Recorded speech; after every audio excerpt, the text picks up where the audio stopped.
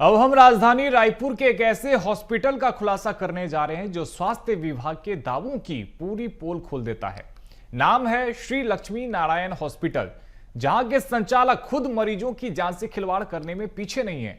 बिना किसी वैध योग्यता के इलाज करते जा रहे हैं और 50 बेड के इस अस्पताल में जहां 7 MBBS डॉक्टर होने चाहिए थे, वहां सिर्फ 3 डॉक्टर हैं। नियमों की ऐसी धज्जियां उड़ रही है कि स्वास्थ्य विभाग भी आंख मूंद कर बैठा हुआ है। देखिए रायपुर से संवाददाता शिवम दुबे की ये खास रिपोर्ट।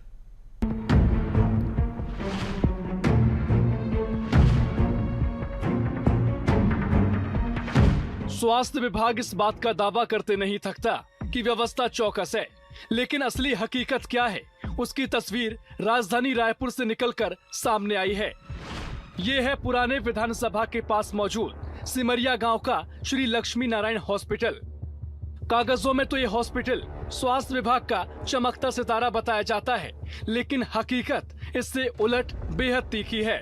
यहाँ के संचालक हैं प्रशांत नायक, जिनके पास इलाज करने की कोई वैध डिग्री नहीं है, लेकिन फिर भी बेधड़क होकर मरीजों की जान से खिलवाड़ करने में कोई कोर कसर नहीं छोड़ रहे।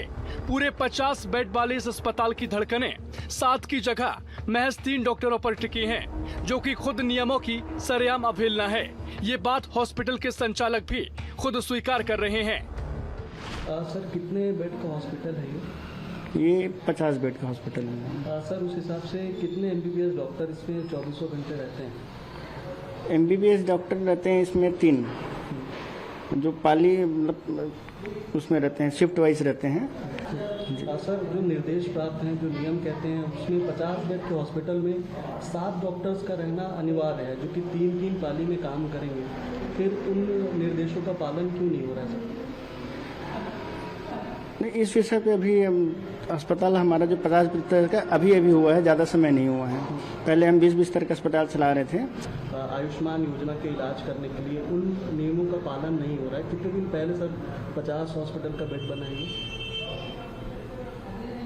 ये हमको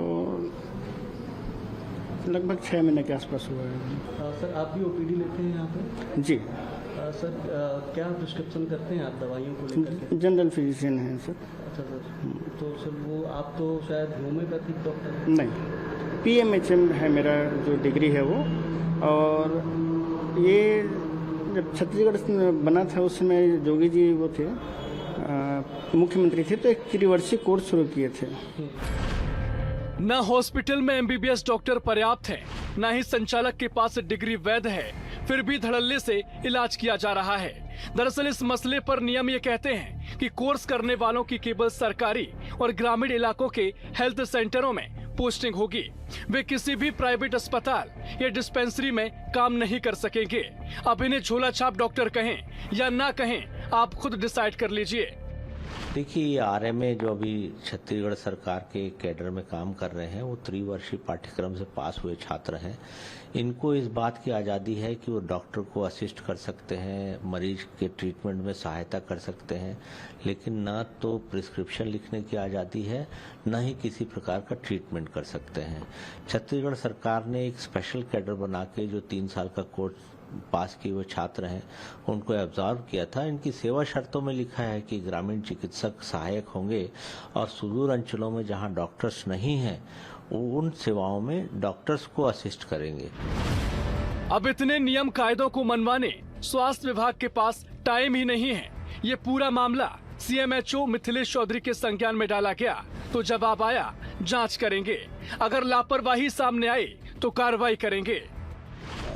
जो जानकारी आपसे मिल रही है, अगर ऐसा हो रहा है तो सही नहीं है। मेरे द्वारा टीम बेस पर जांच करवाई जाएगी और इस तरह का पाया जाए तो निश्चित रूप से कार्रवाई की जाएगी। राजधानी रायपुर का श्री लक्ष्मी नारायण हॉस्पिटल सिर्फ इलाज नहीं बल्कि सिस्टम की नाकामी का जिंदा सबूत बनकर खड़ा है, जहां नियम कागजों में दम तोड़ रहे हैं और जमीनी हकीकत मरीजों की जान से खेल रही है।